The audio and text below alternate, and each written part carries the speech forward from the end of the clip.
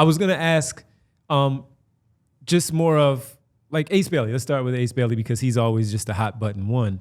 The best case for him, fit and need because of what we talk about with this basketball team. A lot of guards, as you mentioned, with 3. Maybe Jarrett Butler's the guard. That's the 4th guard, and maybe they go in a lot of different directions. How you may watch the rest of these teams that are in the Final Four and what they look like, what their roster build is like with with their basketball teams. But the case for, we know the case against for Ace, for you in particular, but just for some who may, for this particular conversation, as we talk about fit, need, and best, the case for him and the case against him and the fit with the basketball team overall, especially if he was the guy that you really liked. I know the flaws that he has that you are down on in some of these cases, but if he did have those things, is it more of, okay, well, that's the guy that they needed anyway? We pivot to talking about Ace Bailey and you throw it right to me so I can get yelled at just a little Congratulations bit more. on your semi-daily. No, I mean, look, in theory, like you would love for a guy to step into that role and be ready just in case Joel Embiid is able to get healthy. Like Cooper Flagg would be perfect because of that. Unfortunately, there's only one Cooper Flagg in this draft. You know, it is something where theoretically a guy with his kind of, 6'9" frame, near 9 foot, I think it's like an 8 foot, 11 inch wingspan.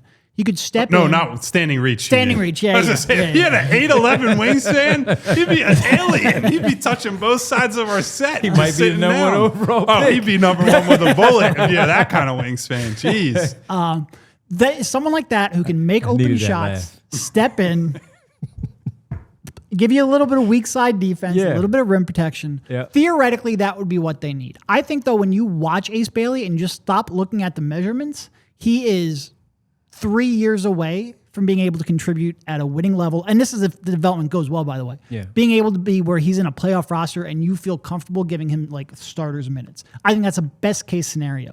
So when I'm evaluating what you need alongside this team in this contention window, this is in large part why I just don't believe that you really prioritize fit in any real meaningful capacity. Because I think it's one thing for Daryl to have a belief that it takes young players time to contribute to winning at high levels. I think generally that is true.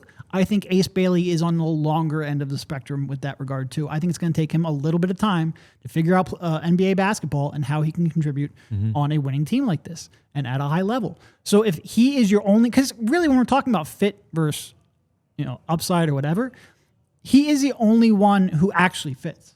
Like there's really no other option. You're not in a position to draft. Positionally, it's really not close. There's nobody. So if he is not on the timeline that you need, then I go, okay, well, who makes the most sense for 4, 5, 6 years down the line?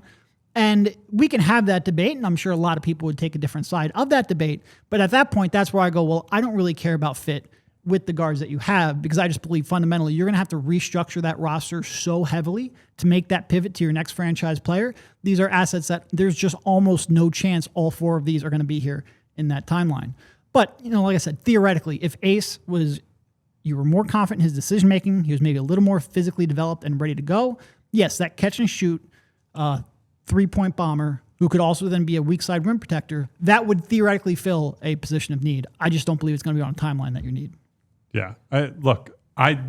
It's funny because I am not a fit guy, and really fit is the only case that I can make that gets me to a place where I want Ace Bailey on this team. Yes. Right? Like that's the whole sales pitch for me is I don't have to think so hard about how the roster's constructed, about, I got to juggle Jared and Quentin and Tyrese's minutes. It's like at the end of a game, I'm not worried about, I can't get closing time reps for Jared because I have to play VJ or I have to play Yakachonis or I have to play Fears or like whoever it is. With Ace, it's just as simple as he's going to play those minutes, right? I think in most outcomes, maybe I'm wrong and Nick Nurse would play like Kelly Oubre or some vet guy, and like that might happen, especially at the start of the year. But I think if you want to try to accelerate this guy, whoever it would be, but if you want to try to accelerate their development, it is easiest to do that with Ace because there just is a clearer path to minutes, right? And while there are different ways to develop for and you use the G League, you use different tools depending on the player. There is no substitute for NBA minutes. There is no substitute for game situations, right? Like we saw at the high end with young teams. The Oklahoma City Thunder get the number 1 seed last year. Yeah. And they go into the playoffs. They run into a Dallas Mavericks team with more experience, with perimeter shot making. And the moment was too big for them. You see this all the time with young, talented teams. They just haven't been there before. You might have been there in college. You might have played high-level games in high school and state tournaments and AAU and whatnot.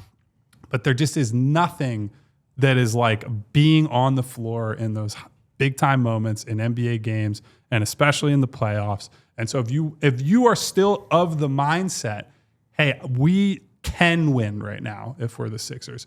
They can do this. They can, whether it's this year or maybe next year, get to that inner circle and try to contend. That's the case for Ace Bailey. It's not because I think he's going to be the best player 5-6 years from now. It's because there is a clear path to a role. Mm-hmm. He can fill some holes that they have in terms of the spot up shooting, the size, the rebounding, the defensive help he can do. I don't believe in the Kevin Durant outcome. I've been very, very, very clear with that. I don't believe in the Paul George stuff. I believe in him as a clean fit and a roster that has talent that just needs like a little bit of a boost and some better luck with injuries. I think that's a perfectly fine case. If you're in that camp with Ace, I get it, right? Like we've had a bunch of arguments with people regarding Ace. I think that's a perfectly coherent thing to say. Like, hey, I think Paul George is going to bounce back. I think Joel Embiid is not going to be as unhealthy as he was last year. I think Jared McCain is going to take a step forward this year. I don't think he'll suffer another season-ending injury. I think Maxey gets a little better. Then just stick that guy in and say, this is the best version of what this team can be by drafting Ace and then filling in some holes with vet minimums. Like, if you're in that camp, that's great. I don't know that I am there, and I'm glad I don't have to make the decision. So we can just sit here and yell about it for the next month until they actually pick somebody. I don't care about his transition numbers for this debate. I don't care about Ace Bailey's transition numbers for this debate. I care about what do you do in a half-court environment. That is the most important thing that these guys have to do. And it's why both of them have very glaring concerns that make this a debate, that makes it so that we have spent a lot of time talking on the show, talking on social, talking to people in the league and whatnot about what would it take to trade down and like what would you want if you traded down? Because as much as people are anchored to this, well, Ace Bailey was the number 2 guy in the high school class and he's the clear number 3. Like, that's not how the league views it. This is not a 3-player draft. It's a 2-player draft, and then it's got a lot of question marks after that. That's VJ, that's Ace, that's Knipple, that's Derek Queen, that's Trey Johnson. Like, there's Malawach, frankly. Like, you could go all the way to like 10 of guys who have, I would say, at least decent upside, in some cases significant upside, but very real question marks and very real flaws that they have to rectify.